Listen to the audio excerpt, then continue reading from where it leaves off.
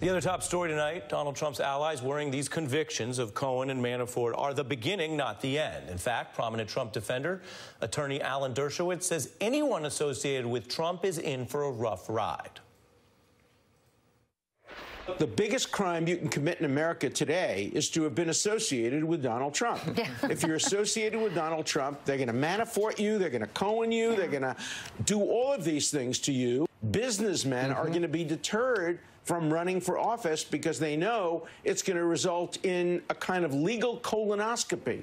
Dershowitz isn't alone. Top House Republicans prepping for a legal subpoena onslaught if Democrats win. A new GOP memo that leaked shows concerns over 100 investigations that Democrats could launch, including looking at Trump's taxes, the Comey firing, as well as even the travel ban. And former prosecutors tell The Beat if there are more federal indictments, they would likely arrive within the next 10 days, because once September hits, the feds generally hold back on politically sensitive charges in that 60-day window before the election. So that's a lot. Then there's this breaking news on Paul Manafort, which is about, of course, his second trial. Now, if he doesn't plea next month, he'll still face these separate charges in Washington that involve Manafort's work as a lobbyist, his alleged obstruction, and most alarmingly for the Trump administration, his work with a, quote, longtime associate, prosecutors linked to Russian intelligence.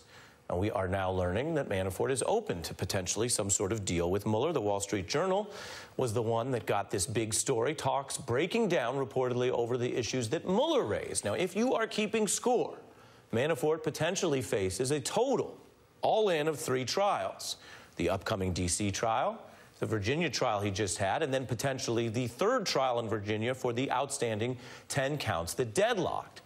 You put it all up together, and he would be facing, just on the convictions so far, up to 80 years in jail, which puts the former Trump campaign chief in a position familiar to some other accused hustlers. In fact, this is a predicament that the writer Big Noyd once recounted in a classic song with Mobb Deep. Sometimes I wish I had 3 different faces. I'm going to court for 3 cases in 3 places, 1 in Queens, Manhattan, 1 in Brooklyn. The way things is looking, I'm a C Central booking. Well, Paul Manafort also has 3 cases. They're in 2 places, and he's already seen Central booking with 2 cases to go. Whether he has 3 faces and actually would use one of them to plea, well, that's the big question tonight. I am joined by former DNC Chair Donna Brazile and Jason Johnson, politics editor of TheRoot.com and a contributor for us right here at MSNBC. Donna, I want to get to you and the Congress in a moment, but Jason, starting with the breaking news, to put it in the Mobb Deep vernacular, do you think Paul Manafort has a second face and he would actually potentially plea with Mueller?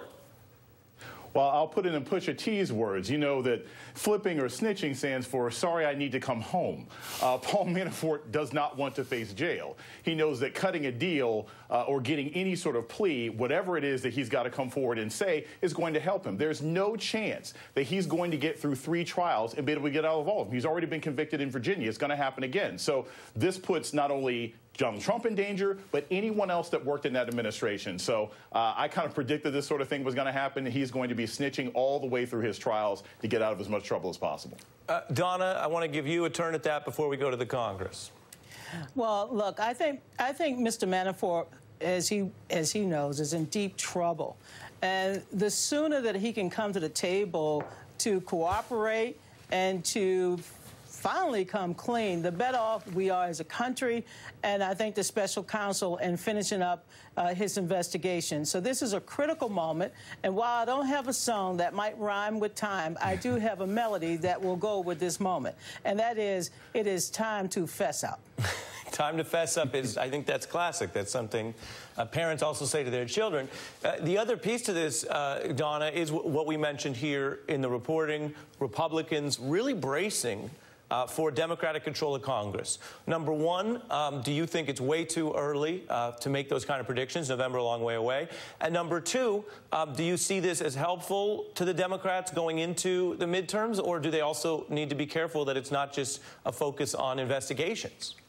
Well, first of all, this is a list that has been drawn up by Republicans, and ironically, they're in control of Congress, and they're not providing the kind of oversight that is necessary to keep this administration in check. There's no question that Democrats are going to run on pocketbook issues, raising wages, making sure that we can protect Social Security and Medicare. But the important thing, Ari, is that these are areas that Congress should be looking into. That is the role of Congress. They are the legislative branch. They provide oversight to the executive branch. And Congress has been MIA, missing in action, or sleeping at the wheel. And it's time that we have a Congress that actually represents the people so that we can drain the swamp and get back to the issues that the American people care about. Jason, I wonder what you think as an analyst on this, because on the one hand, I think it is a fair factual point to observe that the Trump administration and Donald Trump as a candidate who wouldn't release his tax returns, who has commingled his business interests, who has shown nothing but public scorn. I mean, he brags about his scorn for the rules, makes for a very soft target for the oversight function that Donna just described as an obligation of Congress. On the other hand, apart from all of the drama, there is the, of course, issue and the responsibility that elected officials have to their constituents about not making it a 24/7 investigation, even though that is, as discussed, an important piece of this. Yeah, look, if the Democrats win, and that's still a big if, all right? Like, that's the thing. The Democrats aren't guaranteed to win Congress. So if they win, their likelihood of engaging investigations has a lot to do with how big the victory is. Do they get 23 seats? Is it just sort of a 50-50 tie? Does it end up being 40? Does it end up being 60? The likelihood of them turning the Oversight Committee into, like, CSI in Congress is directly dependent on how well Democrats actually do. That's why I think this is really just the Republicans being afraid because they know they're going to lose some seats, because if the Democrats are smart, they're not talking about investigations right now. They're out talking to people knocking door to door, because if they don't win anything, none of these investigations will happen anyway. And Donna, go ahead, Donna. No, amen. You're absolutely right. You know, what the American people want to hear from Democrats, and I'm sure they want to hear from others, they want to, how are you going to help us? What are you going to do to improve our lives? Raise our wages. They don't want to get involved in this Washington fishbowl, this drain the swamp corruption, a culture of corruption. They really want to hear about pocketbook issues. But at the same time, it is the responsibility of Congress to provide oversight responsibility, especially to this administration that seem not to care. I mean, the president today finally lowered the flag again in honor of a patriotic American who has served his country. I mean, this is an important function of Congress. I think Democrats need to understand that. But let's go back to 2007. Everyone thought the Democrats would just come back into office and start impeaching Bush administration officials. Yes, they did hold oversight hearings on Hurricane Katrina, and as a Louisiana native, that was very important. But they started to get down to business about raising wages and improving people's lives. Infrastructure reform. We got so many important issues that are not being addressed because everybody's paying attention to the next tweet from the President of the United States.